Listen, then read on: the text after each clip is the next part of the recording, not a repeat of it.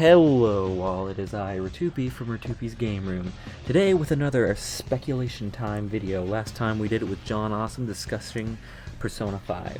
And today I am here with Joshua, and we are going to be talking about Final Fantasy 15 X Persona 5, not the crappy Fire Emblem X SMT game. Let's hope we don't get that. Quote unquote. Air quote. I don't think it's any of those games. So anyway, let's get started. So let's see. The first thing we're gonna introduce. You can go first about Final Fantasy 15 because I would like to know something about it before I go on my spiel about Persona 5. All right, no problem. I mean, honestly, I don't know that much about Persona 5 myself, so that's why it's a learning experience. Yeah, it's a learning experience. So let's start off with Final Fantasy 15. Final Fantasy 15 was originally supposed to be a title called Final Fantasy Versus 13, and it was supposed to be part of the series of games called the Fabula Nova Crystallis, where all these games would be linked together. This included the god-awful Final Fantasy 13, Agito 13, which is now known as Type 0, and now Final Fantasy 15, which it was originally known as Final Fantasy Versus 13. I mean, the only Final Fantasy games I've really delved into was 12, which I got from a friend. It was like the limited edition of the little movie. I haven't played too much of it. I played like halfway through it and then kind of dropped it, but I think I'll pick it up again sometime soon. And then I also played Final Fantasy 14, the MMO.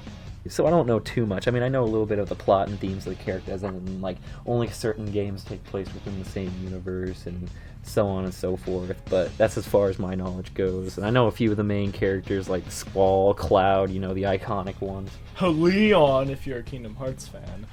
Yeah, whatever, same thing. But anyway, so for Persona 5, just in case you don't know much, Persona 5 is the fifth storied installment, like the fifth main story installment in the Persona series. Let's see here, how many are there? There's a lot of them. I have them all on my shelf.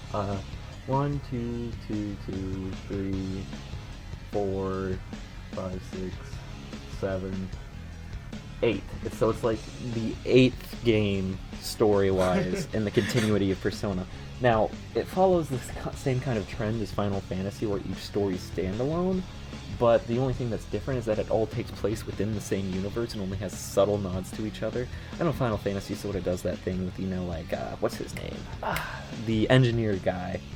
Forgot his name. Sid, yeah. Sid's in all the Final Fantasy games. And he's the only character I like because he's the only one I can really recognize between all the games. Well, I guess he's a girl in 15, isn't he? Yeah, Sid Nyth. Yeah, Sid. And there's also Sid as well. Oh. So there's 2 of them. Oh, that's pretty cool. I didn't know that. So yeah, Persona 5 is the 5th installment. I know Final Fantasy 15 is supposed to be this big, grand, cyberpunkish story, but Persona's always... A fantasy based off reality. Yeah, there we go. Kind of like Final Fantasy 13, but hopefully a lot better. I haven't heard too many good things about 13. But, Final Fantasy, or not Final Fantasy 15, no. Persona 5, Persona series as a whole has usually been more down-to-earth. I know that's really dumb to say for an RPG series like Persona, since, down-to-earth is very, very loosely used there. But the suspension of disbelief is more down-to-earth than the Final Fantasy series can be at times. Persona 5 takes place, we're not entirely sure, year-wise, but it takes place at the beginning of the year, much akin to all the other Persona games before, or after 2, because the first 3 games actually didn't have any, time slots like the newer ones have, and it presumably takes place over the course of a year like all the other ones have.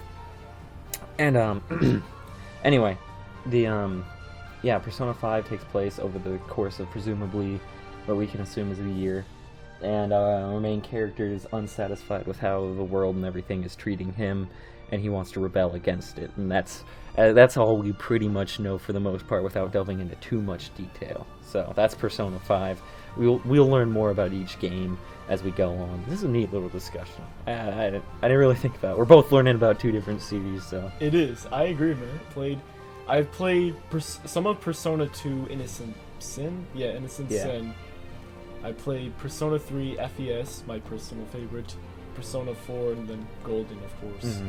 and then the fighting game, and then the SMT titles. I have very vague memories of me playing it when I was a child, and those I'm basically a scrub. But I played a decent amount of games to kind of understand the fifth one. Yeah. I mean, like we stated previously, the Persona series is all canon to each other, but they're not really like so direct with each other that it doesn't really matter. Dancing on The only games that are like really direct with each other are the arena games, but those are spin-offs, so I guess it doesn't really count. Anyway, so we'll move on to story now. Go ahead and give me like in-depth conversation about the story of Final Fantasy 15, because I don't know if we have any or not, but I want to hear what we got so far. Alright.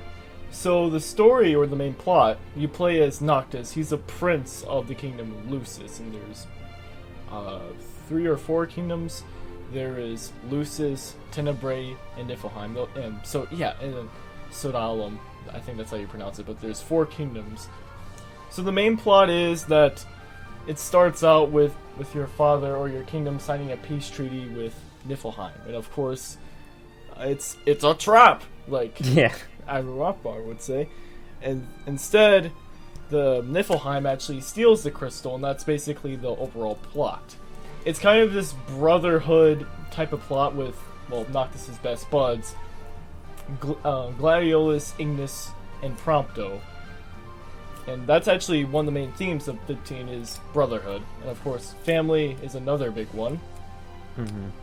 And that's really the overarching whatever you call it, plot of Final Fantasy 15. But like any other Final Fantasy game, I think there's definitely going to be more than just taking back the crystal. And that's the basic plot of Final Fantasy 15 in a nutshell. So, just to make sure, I'm not entirely sure on this. I'm a big fan of Kingdom Hearts. I'm a Kingdom Hearts pleb, I'm not gonna lie. I've played all of them, haven't played too much of the Final Fantasy 15.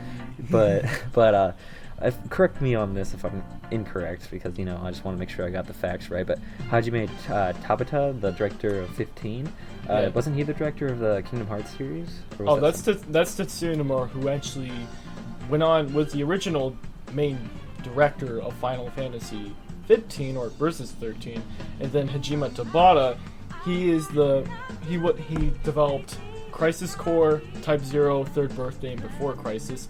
He was co-director up until 2011-ish, and then around 2014, Tetsuya Nomura left to work on Kingdom Hearts 3, and now Nomura is the main director. Okay. So he's no longer the main director of Final Fantasy 15. It's Tetsuya Nomura?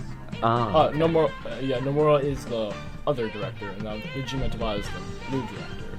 Oh, okay, I got you now. And Nomura is the one known for the Kingdom Hearts series. Yes. Alright, cool. So, another thing that I noticed is that, though I wasn't a big fan of Final Fantasy, I want to get more into it eventually. I just, never had the games or anything to get into it, but, now I'm a big boy and can buy big boy things. I can go out and buy the Final Fantasy 15, or Final Fantasy series games. And, one thing that always stuck out to me, for the Final Fantasy series growing up, I, never really played 7 and stuff like people have in their childhood. And, but there's only one thing that was always iconic to me. Like, I could always look at it and I'd be like, I know what that is. And that's Yoshitaka Amano's art for the Final Fantasy series. It's definitely evolved throughout the years, gotten way, way better from like the first Final Fantasy. Like, if you compare the first Final Fantasy to 15, oh god, it is truly spectacle. But I mean, his new art for Final Fantasy 15 looks way more detailed, really, really good. I actually like it a lot. It's definitely taken a bigger evolution from his original art style, but it's still got that charm to it, if you know what I mean. Also, Tetsuya Nomura was an artist as well. He designed, a lot of the characters for Final Fantasy games, like in 15 and 13, and of course some other Final Fantasy games. You'll notice, like, on the branding of the box, it says main character designer, and then it shows his name, Tetsuya Nomura. Mm-hmm. Yeah, he also did all the art for Kingdom Hearts, didn't he? Yep, it's his franchise. Yeah, just making sure. Usually, like, directors and stuff wouldn't go that far, but hey, man, any dedication's pretty good. It's crazy how much stuff he has done. Yeah. So, for the story for Persona 5, Like I previously stated, our main character, who's unnamed protagonist, but we call him the Phantom because that's his alter ego that we've seen in all the promo arts and stuff like that. Yeah. He is unsatisfied with life and how things have turned out for him, and he only wants to like bring change out to the world. And the things we've seen, as from like the first trailer and the newest trailer and stuff like that, is it appears all the bosses are representative of the 7 deadly sins. And if you've seen a what's the name of it? The Tridacosoft, I think that's the name. Sorry if I butcher it, but I'm a big fan of their work at Tridacosoft. They're translators. They translate games, trailers, stuff like that.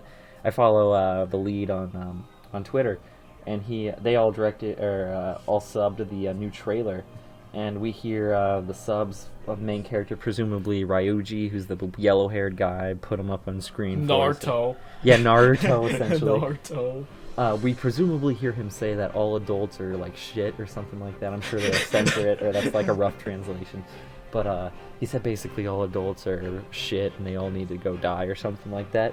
And I feel like the theme of the game, from all the stories that we learned, is that something happened to our main characters that made them not trust adults. You know, like teenage years are always angsty. I mean, I'm still a teenager. I know what it's like to be all angsty and stuff. But basically the main theme of the story is standing up against authority figures and to show that you are a person and that you will raise your voice as high as lightning and go against them and go against the sins that man produce and the sins that only adults would do. Like the 7 deadly sins are representative of all the bosses from what we've seen so far. And the theme is that like only these evil 7 deadly sins exist in the shitty adults, just so to speak. And they all need to be destroyed or taken out. And that's what our Phantom Thieves are out to do, is to steal their hearts, air quote. We're not entirely sure what that means yet, but we assume it's to steal their sin or something like that, or to steal the darkness in their heart. And they become renowned from what we've seen, and it might lead to some very interesting things that happen to our characters, and that's pretty much all we know so far. I'm pretty excited to play this one. So you could say that Persona 5 is kind of, the theme of it is breaking free, right? Yes, that's exactly right. I mean, the first trailer said you are a slave, you want emancipation. Oh yeah. Yeah, and it had like the ball and chain on the chairs and stuff. The whole thing is like breaking free from the constraints of society. And I think that's a really cool message. We haven't really seen that in the Persona series. I mean, Persona 1 was Other self. Yeah, Persona 1 was strictly about the other self, and like Maki, who's one of the main characters of Persona 1, was about putting her mind back together because she was a broken mind. Persona 2 was about going against Nyarlathotep, who's like this evil deity dude who only wishes to bring darkness to the world. And, and going against the sacrifice and resetting the whole universe, which is what happens in Eternal Punishment. And then Persona 3 is about facing death, and Persona 4 is about facing the truth or finding the truth.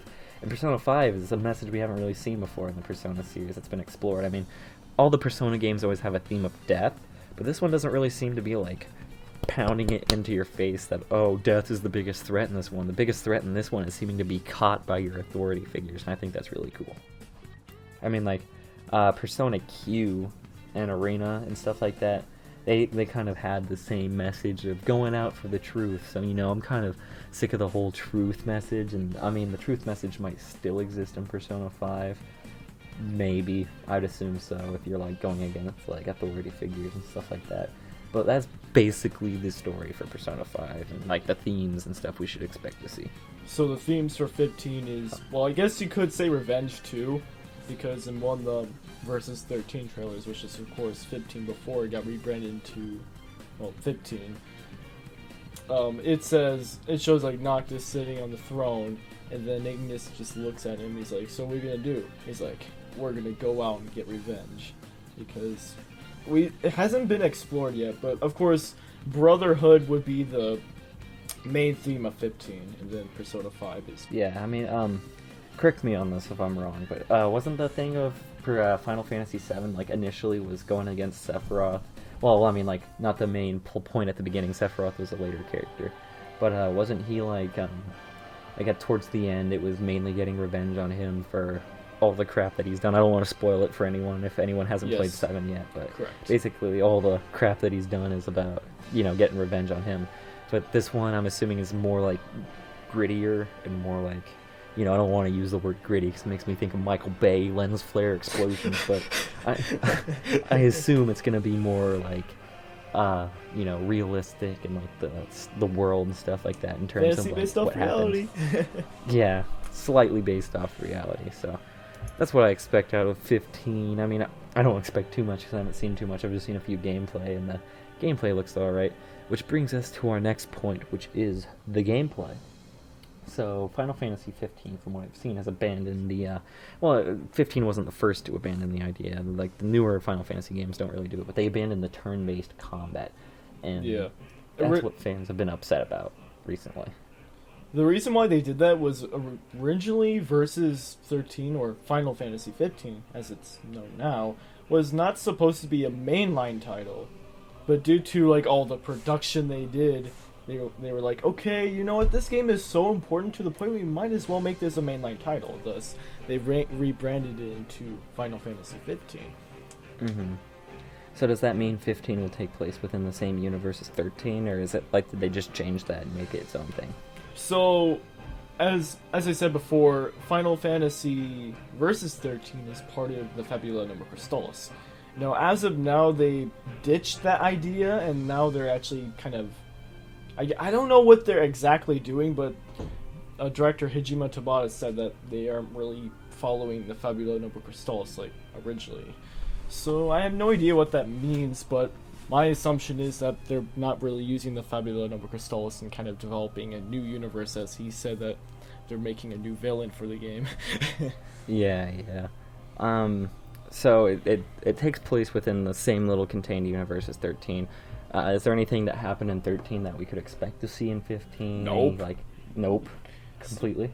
But But the Fabula Nova Crystallis is more of just, I don't know, it's religion, it's beliefs, it's about gods and goddesses, and that's really it.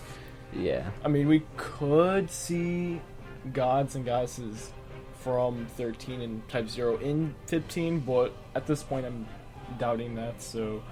Okay, so that makes sense. So from a gameplay standpoint, you were telling me that they quit the action series because it was rebranded 13. So I'm assuming it was a rebranded spin-off of 13. So, if it was the case, then how come 13 abandoned the whole turn-based combat idea? It's somewhat still turn-based, but it's kind of a special type of ATB system, which ATB means active time battle, which is more of a, battles happen in real time type of thing. Mm-hmm. This has been a topic for debate recently with the whole thing. I don't know if you heard about it.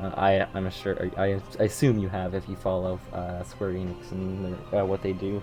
They talked about how they were curious if people were more excited for Persona 5 or Final Fantasy 13. Or not 13, 15. I heard about that. And, Right. and the thing that really made people think, why would they even ask the question, is because Persona 5, Atlas itself has become big enough to be considered, I don't want to use the word threat, I mean, they're really friendly to each other and they're not like having big competition or anything.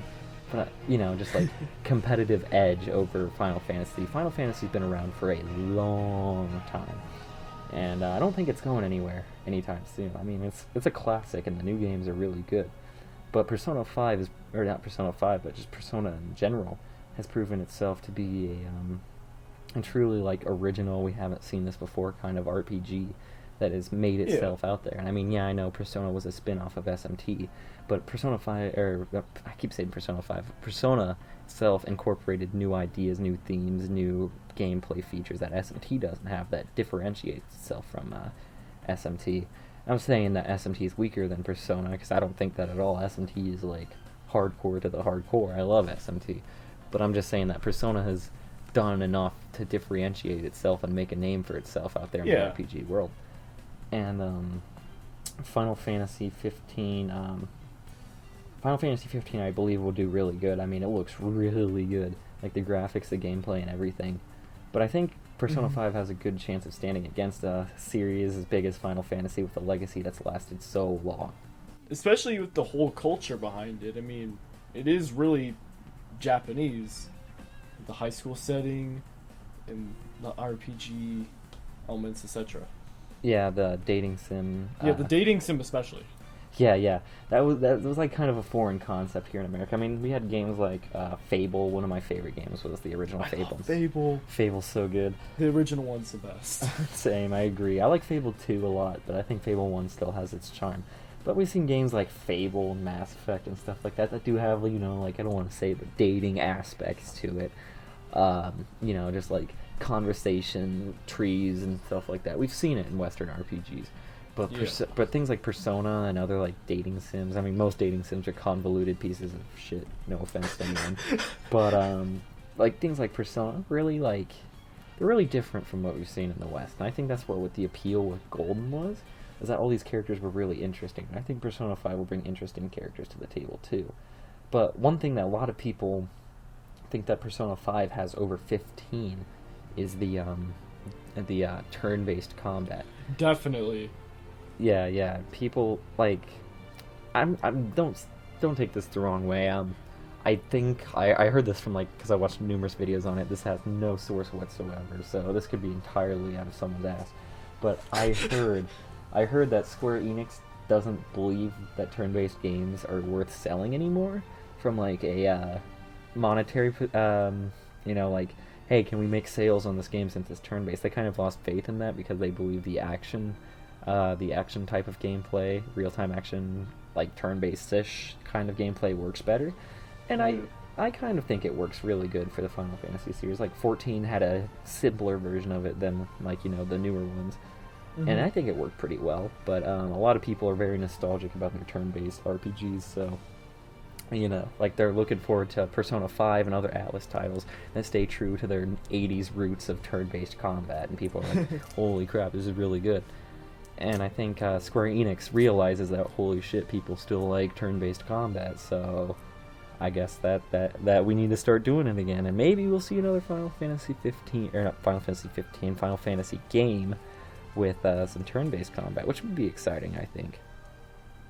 Actually, the Final Fantasy VII Remake was kind of a hybrid between turn-based combat and action, which I find it really interesting that they're actually going for that. Yeah. I've seen I watched the PlayStation Experience this year. I guess last year. Holy shit, it's already 2016. Yeah, can't believe it already. But I watched the PlayStation Experience, and I watched the Final Fantasy VII trailer, the gameplay trailer. A lot of people were really upset it wasn't turn-based, but I thought it looked pretty good. When I covered the news, I got a bunch of unsubs, I got a bunch of dislikes, I got a bunch of comments that were spam. It's like, check out my video, I'm gonna prove you wrong that this is not an action game, it's actually turn-based, or, oh, it's gonna be action. People were really mad. They're in denial. It is not a turn-based game. I don't care if I get downvotes, guys, it is not a fucking turn-based game. But I like the direction it's going. I mean, it's a remaster, yes, and people expect it to be untouched with just new story elements and new graphics and stuff. But I think changing the gameplay a little would revitalize it. I mean, if they went back and remade Persona 1 and 2 with newer gameplay, holy shit, I wish that would happen, because Persona 1 and 2's gameplay is so dated. I mean, first-person dungeons, random encounters, everything that people hate nowadays.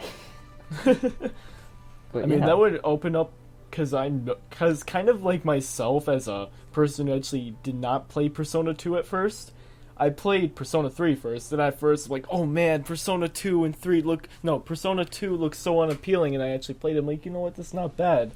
So the point is that they should definitely remake those games to make it more appealing to other fans. Yeah, they remade them for PSP, but all they were was just a graphical enhancement and remade a cool opening, and that's really it.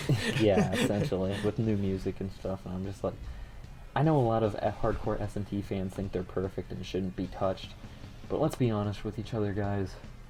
They need to be redone, reworked. Definitely. I'm not saying adding social links, because that would be retarded. I don't think social links could fit in them. But if they at least made them a third-person dungeon crawler without random encounters, and made it a more modern S&T game, I know I'll get a lot of flack for saying that, but if they redid it like that, I think it would work a lot better, and it would bring more appeal. I mean, this year is the 20th anniversary for Persona, and they said they'd be doing something for Persona 1 and 2, which is an anime OVA thing along with Persona 5. I'm assuming it's just going to be like a 30-minute OVA that briefly covers the entire series. I could be wrong. But it could re-spark interest in 1 and 2, hopefully get a remake of 1 and 2. I don't know. Anyway, Final Fantasy VII Remake looks pretty good. I like I said, I've never actually had the time to sit down and play the original 7, and I plan to before I play the remake. But the only thing that I didn't like about the remake so far, I think it looks spectacular. I think the gameplay change is good. I don't care if I get hate for that, but I think it's really good gameplay change because it fits in with more of the modern Final Fantasy games and keeps consistency, and it just, I don't know, something to mix up the whole franchise. Yeah. The only thing I didn't like about it is the episodic part. That's just kind of like, ugh.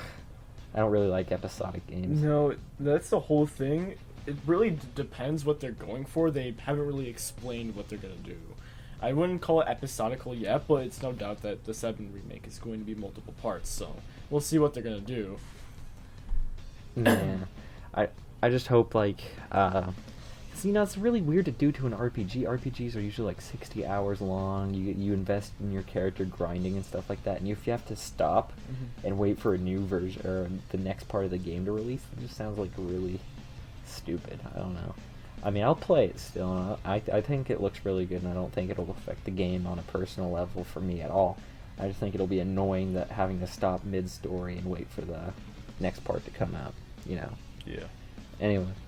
The art direction is what we will be talking about next. So like we said, Final Fantasy 15's art is taking the more realistic approach like the more modern Final Fantasy games have, and less like anime 90s appearance, which I think is good for the series. I mean, it looks pretty good. Is there any news on like the art and stuff like that you can tell us today? Not real. Oh yeah. So they made over 10,000 concept art, which I find ridiculous and crazy. Holy shit. That's a lot. That is a lot. I mean, like, is it like 10,000 like just broad, or is it like characters, monsters? It's areas? whatever. They made a lot of it. Okay. It's like cutscenes or characters, enemies, environments. And actually, they share concept art once in a while, and it's actually really impressive. But like you said, yeah, 15 is going more opting towards a realistic approach, kind of like the recent Final Fantasy entries, well, mainline ones at least, like 14, 13, 12. Oh, I hate comparing this with 13 so much, but it's hard to believe that this game that looks fucking spectacular, I'm not gonna lie, was a spin-off for 13. Originally, yeah. Right. It's crazy. That doesn't sound right. But, yeah, the art direction looks really nice. I look forward to actually playing this one. Initially when I heard that, you know, like, I know Final Fantasy 15 was supposed to be in the works for a long time, but I just kind of jumped on the board for the hype train recently, and I was like, holy shit, I need to get into the Final Fantasy series. I mean, the Final Fantasy series always seemed appealing to me. I was really big into Kingdom Hearts growing up, and I was going to the Hercules stage, fighting Cloud and Sephiroth. I was like, holy shit, this is really cool. And I really wanted to get into the Final Fantasy series, but just never had the opportunity. But like I said, now that I'm a big boy with big boy money, I can go out and buy the Final Fantasy series. I have 12, and I should probably be 12. Is it going to be similar to 12 in terms of being a giant open-world game? Well, yeah, this game is going to be huge, and actually, we did get some news regarding the Gambit system possibly returning a while ago, so... Okay, that sounds pretty good. Persona 5 also is taking a more, I don't want to say realistic art style approach, it's more stylistic, but the characters definitely look more realistic, like Soejima's art. Soejima's the artist for Persona series, the more recent ones. Kaneko did Persona 1 and 2, and I think, what was his name? Doi, I think was his name. He did PSP remake for Eternal Punishment or something like that. But Soejima, for the most part, is the newer Persona artist. His art's very recognizable if you've seen it. It's got like a very distinct look to it. Yeah. But Persona 5 just has like that extra detail to it, but it's also like doesn't. Like if you look at Persona 5, there's two very prominent colors throughout the game, and that is black and red. And they incorporate it into the world so well, where it looks realistic, but it also looks straight out of like a manga or something, and you're like, Damn, that looks pretty good. I know. Oh, you can go ahead. I noticed like each Persona game actually takes on a different color. Like how, I guess you could say that Persona 2 was purple. And or Sin brown originally or was like something. brown and purple, And but then- since the PSP remake, it's changed to red, which is weird. But yeah, it works. And then like 3 is blue.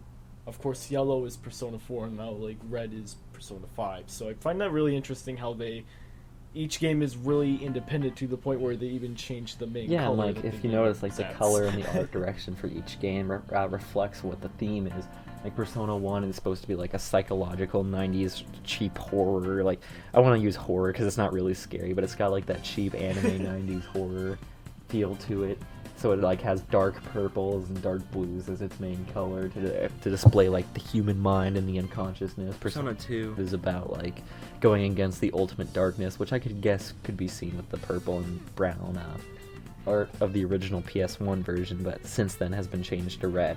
So like red represents like many different feelings like anger, anguish, and stuff like that, which could be seen definitely throughout Persona 2 and Persona 5. Persona 5 is about standing up, and red can be seen a color of rebellion. Persona 3 is supposed to be more melancholy and sad and has like a deep blue color to it, and Persona 4 is about finding the truth but always keeping your head up high, so it has a yellow color to express like the happiness feeling. Happiness, exactly. Happiness. Let's talk about murder. Ah. Happiness. Yeah, for such a dark topic, Persona 4 tackles it so lightheartedly. Like, it's really weird. Play real Shin Meguro Tensei game. That's good. Play like SMT3 Nocturne or something. God. But yeah, I think the color's a big part of the Persona series to display the themes. And Persona 5 is not going to be any different. And I like how like most JRPGs, especially like the Persona series between 3 and 4, try to take a more... 3 and 4 had an anime-ish art style, that signature Japanese art style with the big eyes and stuff, of course, with Sojima's own twist to it. That was obviously conveyed, but they tried to make it look as realistic as they could with the limitations they had, which wasn't like too realistic, but they tried to do their best. But Persona 5, you would think they would take it to the next level and make it look like real life, but they fully embrace that they're Japanese as fuck and make it look like you're straight out of an anime. Like everyone's got the big eyes and stuff. They have the anime proportions, the longer arms, the lankier bodies and stuff. I think that's an interesting approach to take in a world full of like, in a world where it's realistic and gritty, we gotta do something artsy. And I think that's pretty interesting. I mean, not bashing Final Fantasy 15's art style because it's taking a more realistic approach. Because Final Fantasy 15 looks fucking spectacular. I'm not gonna lie, but you know, it's just interesting and refreshing to see something like Persona 5 come along and not take that real art style and take itself way too seriously with its art direction, at least. Yeah. And finally, the animation or animated cutscenes for Persona 5 are shit. Yeah, no. For once in the Persona series, the cutscenes don't look like they were done by a kindergartner. But, like, yeah, the cutscenes look really good. And, I mean, like, for the first time in a long time, actually, for the first time, you're getting, like, in the SMG series as a whole, we're getting like a ton of anime cutscenes from what I've seen, because like all the trailers are built up with like all these anime cutscenes, and when like with all the anime cutscenes we've gotten in the trailers already counts up more than like the animated cutscenes we got in P4 and like P3 put together. It's ridiculous. So that tells me that P5 is going to be a really, really big game, and I'm really excited to dig my claws into it. But on the different side of the coin, I looked up some trailers for Final Fantasy 15, and sure enough, Square Enix does not disappoint. I mean, those cutscenes are beautiful. I remember playing Kingdom Hearts. Nice. Yeah, when playing Kingdom Hearts when I was little on PS2, and watching that opening, it was so beautiful. It looked so realistic for like a PS2 game. That made me my jaw literally drop. I was like, holy shit. And of course, the game itself didn't look that good, but the cutscenes were just fucking amazing looking. Yeah, they're really good. And Final Fantasy 15 takes that and like kicks it up like 80 notches, and I'm like, holy shit, that looks so cool. And the best part is this is all in engine, so there's really no animated cutscenes in this game, so which I find really nice. Yeah, I mean, like, the graphics in-game almost look on par with the ones in the cutscene. I mean, of course, the cutscenes have a little work done to them, I'm not gonna lie. They look a little bit better from what's in-game, but I mean, like, if you just gave me the game and like the transition between the cutscenes and stuff, I'd be like, holy shit. It's really nice. It's really nice, yeah. I'm actually really excited. So the next part, before we reach our final part, is the expectations. So what are your expectations for Final Fantasy 15? I'll go over my expectations for the game too after you're done. Alright, so I've been following this game for such a long time. I mean, I follow Persona 5. That's the reason why I want to go back and, of course, play the other games, because, you know, I watched that TGS trailer, and it's, like, coming summer 2016. I'm probably, like, another 5 months for localization. Like, fuck! So then I'm like, you know what? What's the best Persona game to play? I know everyone's played 4. I'll play 3, but I digress. But my expectations for Final Fantasy 15, I don't really have any issues with it like a bunch of people do. I actually really had a lot of fun playing the demo for it that came with Type 0 HD. So I really hope that the game does not lack any content there, and I really hope the story is really good and the characters are really conveyed well and the gameplay is fun to play instead of just mashing one button. Now, that's one issue I had with Duskai, is because the enemy AI is really bad to the point where you can just mash square and they won't even attack back. Mm-hmm. And the combat's kind of compared to Kingdom Hearts. And of course, this is the guy who originally made Kingdom Hearts, who was directing this game at first, so I don't understand that. But my expectations are a little too high, but they look like they will be fulfilled once the game officially comes out. Yeah. My expectations for Final Fantasy 15, I don't really have any. I don't really have any, to be honest. I mean, I haven't played any other Final Fantasy games, so 15 looks very interesting to me. So it's kind of be like my first real Final Fantasy experience. I mean, I played like 12 halfway through, like I said, and a little bit of 14, but this will be like my first real dive into the Final Fantasy series, and I hope it's a good one. I mean, it looks really good, so I hope it's pretty good. So anyway, my expectations for Persona 5, it has to be hopefully not too big. I mean, this game has a lot of potential to be the biggest RPG of our generation, of like, for a long time. It could be like literally the next Final Fantasy 7, where everyone's like, oh my god, this game's amazing, blah blah blah blah, and talk about it forever. Yeah, it could be that, and it could be, or it could be like really bad. I'm not even gonna lie, it could be really bad. Both games were in development hell. I mean, let's be honest. Yeah, that's true.